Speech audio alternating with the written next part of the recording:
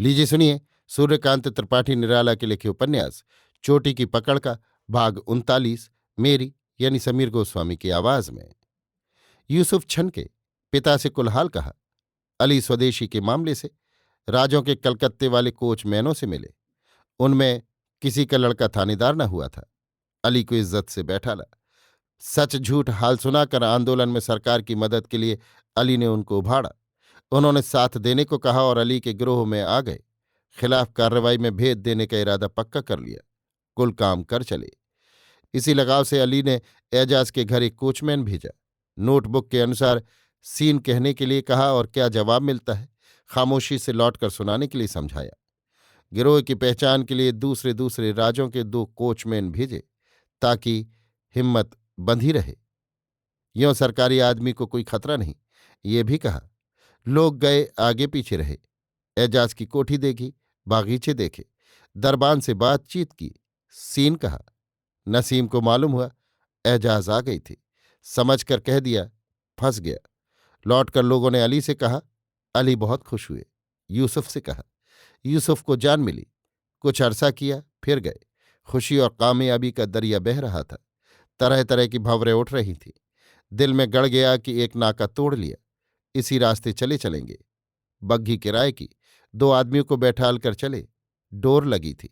बढ़िया बढ़िया स्क्वायर और रास्ते पार करती बग्घी चली। बढ़िया बढ़िया मकान। एक बढ़िया फाटकदार बंगलानुमा प्रासाद में बग्घी गई। यूसुफ को उतार कर रास्ते पर खड़ी हुई। यूसुफ दरबान से कहकर गेस्ट रूम में बैठे। सेक्रेटरी आए, देखकर पहचान गए। यूसुफ ने कहा, 3 और 3।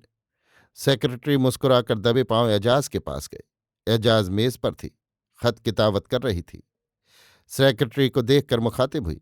सेक्रेटरी ने 3 और 3 के साथ आए आदमी का परिचय भी दिया। एजाज ने कहा, आप अपने नोटबुक में दर्ज कर लीजिए।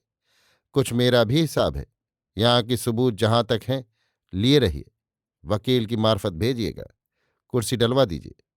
सेक्रेटरी गए। एजाज ने नसीम को अपने पाजामे दुपट्टे से भेजा। कामदार जूतियां सिखला भी दिया। यह नसीम भी भेद लेना जानती थी। नीचे सेक्रेटरी की बगल वाले कमरे में कुर्सियां डाली गईं। वो आकर बैठी। यूसुफ से चलने के लिए कहा गया। वे गए। नसीम ने उठकर सलाम किया। फूलदानी की बगल से कुर्सी पर बैठने के लिए हाथ बढ़ाया। यूसुफ ने देखा ये वही हैं। पूछा, मिजाज अच्छा? जी हाँ, हमको पूरी जानकारी चाहिए। हम अपना भी हिसाब रखेंगे।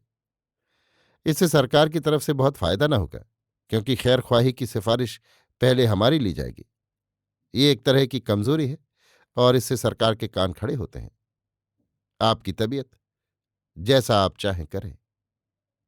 अभी आप सुन रहे थे सूर्यकांत त्रिपाठी निराला के लिखे उपन्यास चोटी की पकड़ का भाग 39 मेरी यानी समीर गोस्वामी की आवाज में। इसी के साथ सूर्यकांत त्रिपाठी का लिखा उपन्यास चोटी की पकड़ अब समाप्त होता है।